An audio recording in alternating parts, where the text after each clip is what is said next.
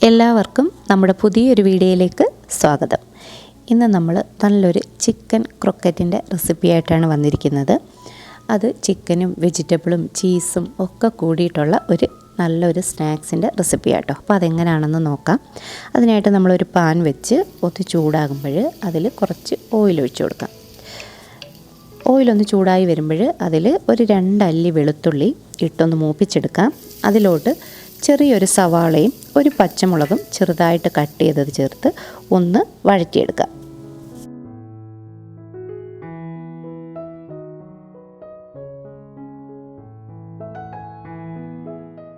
സവാളയൊക്കെ ഒന്ന് വാടിക്കഴിഞ്ഞാൽ ഇതിലോട്ട് ഉപ്പും മഞ്ഞൾപ്പൊടിയും ചേർത്ത് വേവിച്ച ചിക്കൻ ഒന്ന് ക്രഷ് ചെയ്തത് ഇട്ട് കൊടുക്കാം.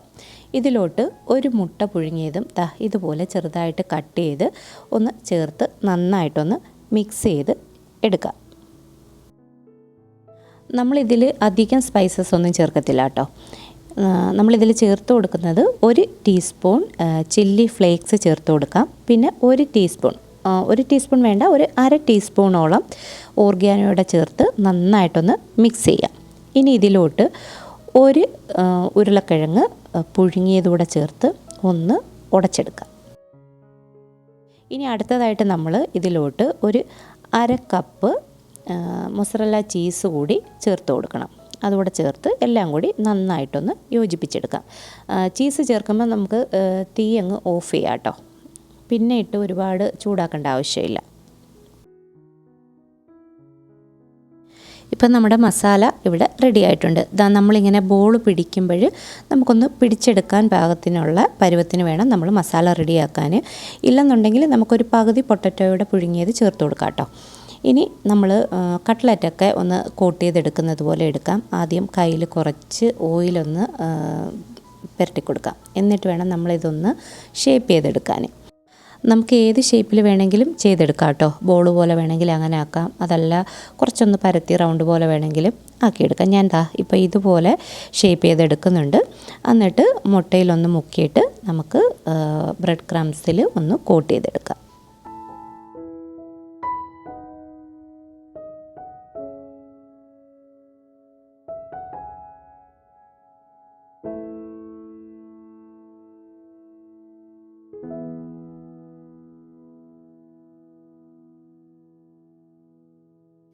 ഇപ്പം ഞാൻ ഇതെല്ലാം ഒന്ന് ഷേപ്പ് ചെയ്തെടുത്തിട്ടുണ്ട്. ഇനി നമുക്ക് ഇതൊന്ന് ഫ്രൈ ചെയ്ത് എടുക്കാം.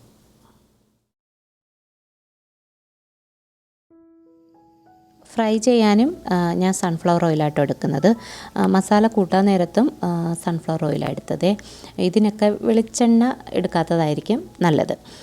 എന്നിട്ട് നമുക്ക് കട്ട്ലറ്റൊക്കെ ഫ്രൈ ചെയ്തെടുക്കുന്നത് പോലെ ഫ്രൈ ചെയ്തെടുക്കാം. പിന്നെ നമ്മുടെ ചാനൽ ആദ്യമായിട്ട് ആരെങ്കിലും കാണുവാണെങ്കിൽ ഒന്ന് സബ്സ്ക്രൈബ് ചെയ്ത് സപ്പോർട്ട് ചെയ്യാൻ മറക്കരുത് കേട്ടോ. അതുപോലെ നമ്മുടെ വീഡിയോസൊക്കെ ഇഷ്ടപ്പെടുവാണെങ്കിൽ ഒന്ന് ലൈക്ക് ചെയ്യാനും ഷെയർ ചെയ്യാനും നല്ലൊരു കമൻറ്റൊക്കെ ഇടാനും മറന്നു പോകരുത്. അപ്പോൾ നമ്മുടെ ചിക്കൻ ക്രോക്കറ്റ് ഇവിടെ റെഡി ആയിട്ടുണ്ട്.